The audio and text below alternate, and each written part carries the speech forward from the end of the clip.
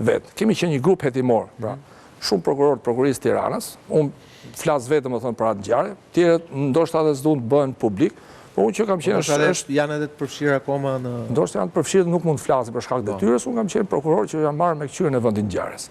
Qyre e vendit ngjarjes, po të kemi parasysh, po t'i referohemi materialit hetimor, se këto janë çështje publike, pra nuk kanë një sekret, çështja ka ikur deri në gjykatë lart, nuk është se ne se po nxjerrim një sekret. Sekret hetimor është çështje spakut sot çfarë veprimesh po bëhen.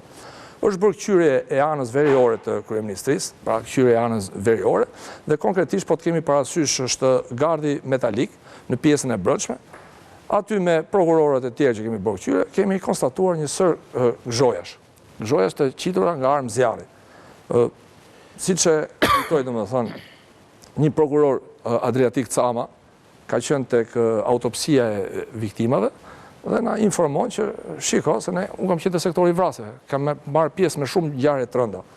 Duhet kemi parasysh që duhet të jemi më shumë në kërkim të gëzhojave të kalibrit 9, sepse ato lidhen me ngjarjen. Pra domethënë doli që pasojat kanë ardhur kalibri i madh, pra jo kalibër 9, kështu e ka. Domethënë ajo e ka forcën më të vogël se Kallashnikovi, por është më i madh si kalibër. Kupton? Kallashnikovi është 7.62 ose AK-47. Kemi bërë këqyrje. Kurse kjo është 9. Kjo është kalibër 9. E ka fuqinë më të vogël, por është më e madhe si kalibër, po të kemi parasysh. Kemi bërë këqyrje, kemi gjetur rreth 117 gëzhoja të qitura nga 5 armë zjarre që i korrespondonin grupit zjarrit.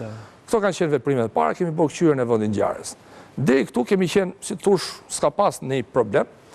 Mu më shlon një detyrë tjetër, po të kemi parasysh se patin atë kohë në media që një Benz 240 ngjyrë jeshile me targa nga ato të vjetat, po të kemi parasysh targat e vjetat ndaj, është përplasur me rampën e kryeministrisë dhe pati pretendime nga ish ministri i transporteve Ndjes Pas Shokodër Dashi që kishte lëndë eksplozive. Pra ka pas lëndë eksplozive. Menjëherë nga grupi hetimor jam domethënë se ishin ndarë punë, e vin do bësh këqyrjen e këtij Benzi, kam shkuar.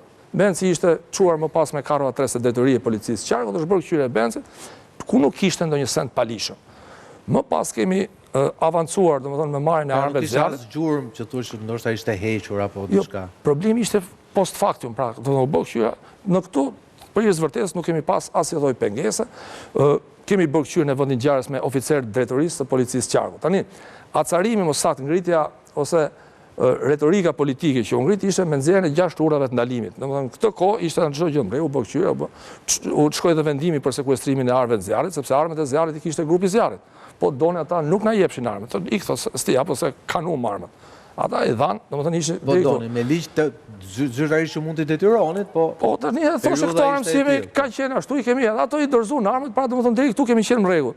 Nxjerrja e 6 urave të ndalimit, domethënë nga prokuria shqiptare, kjo ka sjellë atë përplasjen, po të kemi parasysh dhe ngritjen e retorikës, domethënë politike që arriti deri në ato përplasje.